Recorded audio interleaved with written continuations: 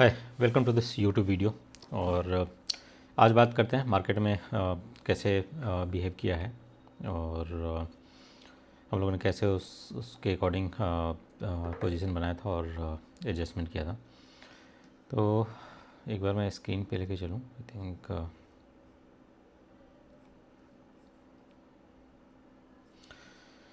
अगर निफ्टी देखोगे तो आई थिंक 285 पॉइंट जो है आई थिंक अब तक, और बैंक निफ्टी भी लेटर पार्ट में आई थिंक ये अप हुआ है। निफ्टी अगर मॉर्निंग से देखो तो ये कल के क्लोजिंग के मुकाबले अप ही रहा है।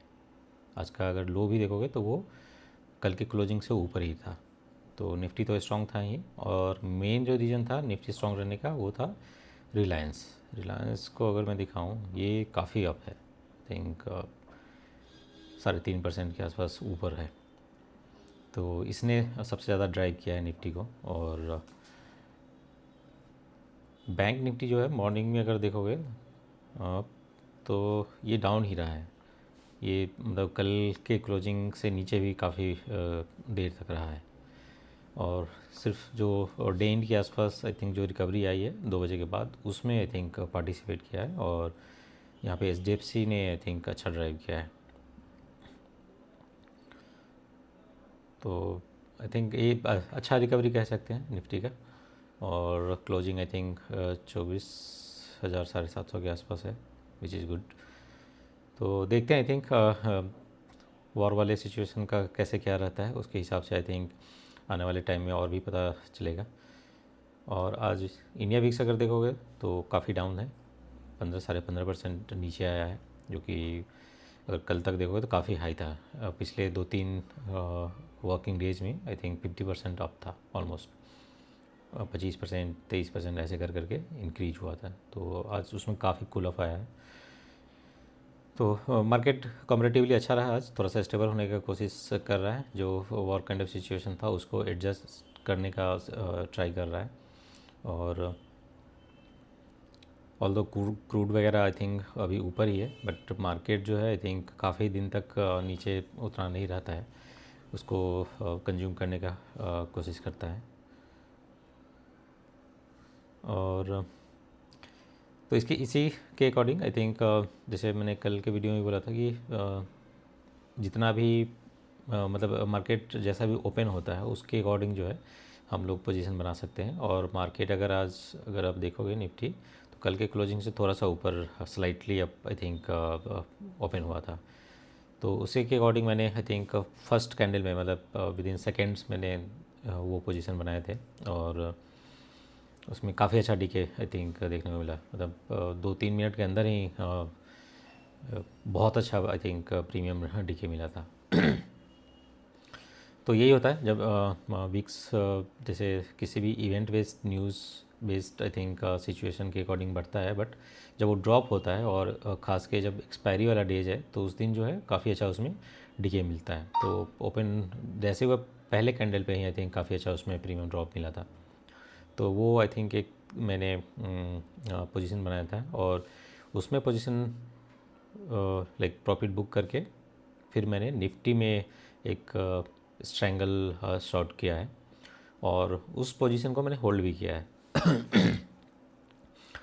ऑल्दो पोजीशन साइज कम है, और जो उसका आई थिंक मेरा जो व्यू है कि अगले जैसे कल फ्राइडे है और मंडे, दो आई थिंक रिमेनिंग डेज हैं, और ट्यूसडे को इसका एक्सपायरी है। तो जैसे मार्केट ने आई थिंक इस लेवल को होल्ड किया है, निफ्टी ने 24,300-400 के लेवल को होल्ड करके फिर अपसाइड मूव किया है। तो आई एम एक्सपेक्टिंग कि ये इसी रेंज में आई थिंक थोड़ा टाइम बिता सकता है, जो कि 24,500 से लेके और 25,000-25,100 के आसपास। तो उसी के अकॉर्डिंग मैंने स्ट्रैंगल शॉट किया है। उसमें आज भी आई थिंक डीके ठीक ठाक इस पॉइंट तक तो काफ़ी अच्छा डीके उसमें मिल गया था।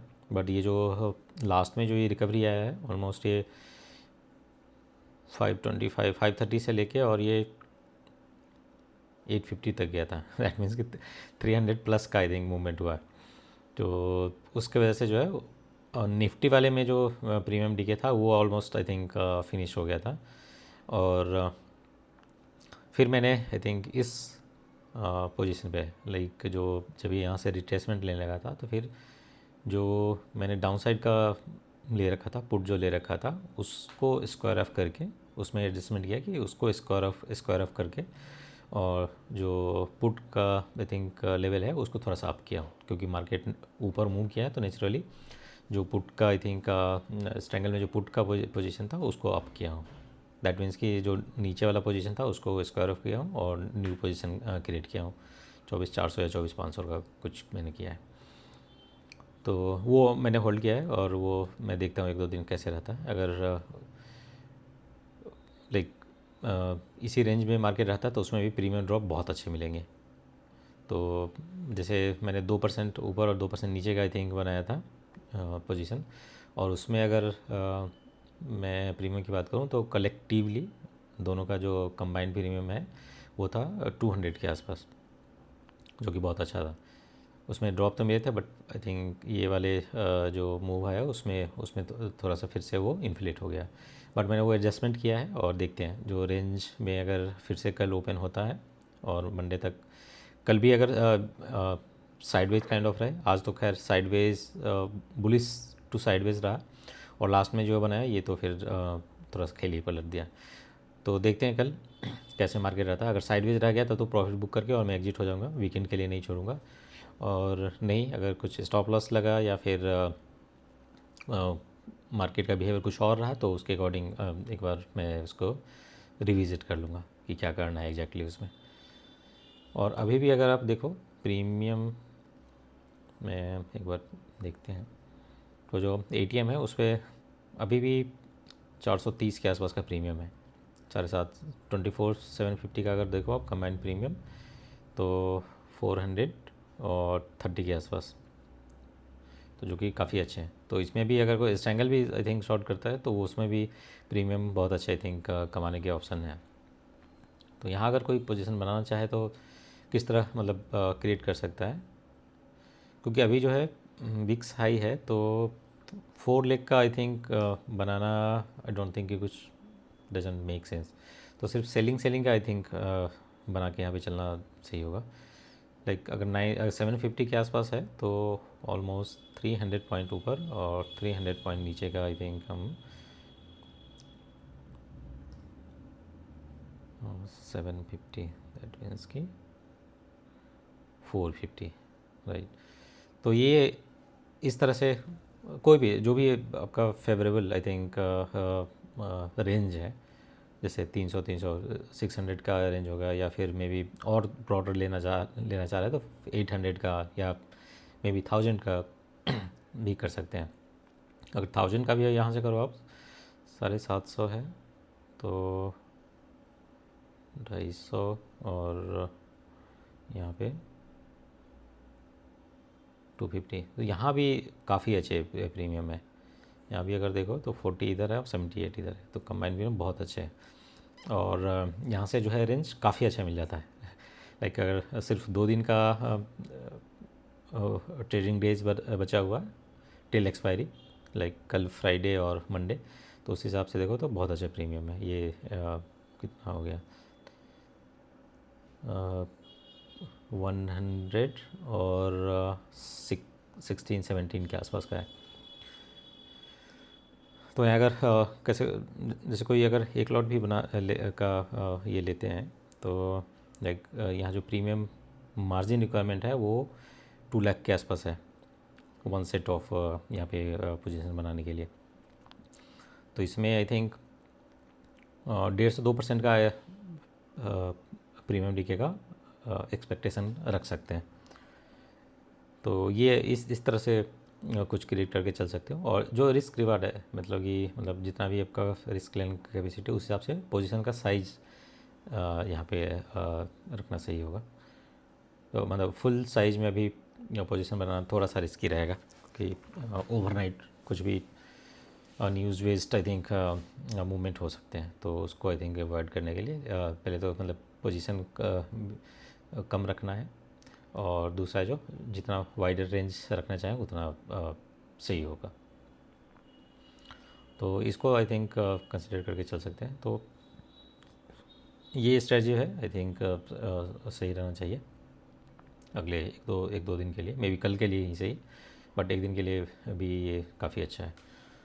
और तो इस तरह से जो है मतलब लाइव मार्केट में थोड़ा सा प्रीमियम का जो है स्टडी या फिर उसका बिहेवियर कैसा है वो आई थिंक पता करना, मतलब पता चलता रहेगा आपको कि किस सिचुएशन में जो ऑप्शन का प्रीमियम है किस तरह बिहेव कर रहा है, और उसके हिसाब से आप या हम लोग पोजीशन बना सकते हैं। और मेजर स्टॉक में आई थिंक कुछ खास नहीं, लाइक मेनली रिलायंस की वजह से वो सारा मूव ये हुआ था, और लास्ट में HDFC बैंक भी थोड़ा सा मूव किया था, तो इन दोनों का आई थिंक मेजर कंट्रीब्यूशन देखने को मिला है। बाद बाकी कुछ कुछ जो है साइडवेज काइंड ऑफ या लाइट आई थिंक निगेटिव या लाइट पॉजिटिव ट्रेड कर रहा था, तो उसमें ज़्यादा कुछ था नहीं। बैंक निफ्टी आई थिंक कमज़ोर था, तो वो थोड़ा सा वीक पॉइंट है अभी के सिनेरियो में, बट देखते हैं अगले 2-3 ट्रेडिंग डेज़ में कैसे बिहेव करता है मार्केट, उसके हिसाब से। बट ये है कि डिक्रीजिंग वीक्स में जो है जब वीक्स नीचे जा रहा होता है तो जो ऑप्शन सेलर है वो काफ़ी अच्छा प्रीमियम डीके के रूप में अर्निंग कर सकता है। ये चीज़ बाइंग के थ्रू नहीं हो सकता, ये जो डिफ़ॉल्ट नेचर है ऑप्शन सेलिंग का, ये आई थिंक फेवरेबल है। तो इसमें काफ़ी अच्छा आई थिंक जो रिटर्न है वो जनरेट करने का हम ट्राई कर सकते हैं, क्योंकि कुछ समय ऐसा भी आता है कि जब वो विक्स ऊपर जा रहा होता है तो उस समय फिर ज़्यादा कुछ बनता नहीं है उसमें, फिर वो stop losses he I think trigger होते हैं, या फिर बनेगा भी तो थोड़ा बहुत बनता है। तो ये सब पीरियड अच्छा है जिसमें कि आप थोड़ा सा एक्सटेंडेड रिटर्न जनरेट करके, और बाद बाकी कुछ कभी जैसे ऑफ टाइम है या कभी रिटर्न जनरेट नहीं हो रहा है, विक्स हाई जा रहा है, इवेंट कुछ आ रहा है, तो उन सब समय में फिर आप शांति से बैठ सकते हो, थोड़ा सा वेट एंड वॉच कर सकते हो। उसमें फिर वो पैनिक नहीं रहेगा कि मैंने इस हफ्ते कुछ नहीं बनाया या फिर 2 हफ्ते या 1 महीने तक कुछ नहीं बनाया। तो इस चीज़ को आई थिंक हम अभी बेनिफिट के रूप में आई थिंक उठा सकते हैं। ये भी अच्छा टाइम है ऑप्शन सेलर के लिए। तो आई थिंक मैंने स्ट्रेटजी के बारे में बात कर ही लिया है, तो और ज़्यादा कुछ है नहीं आज के लिए।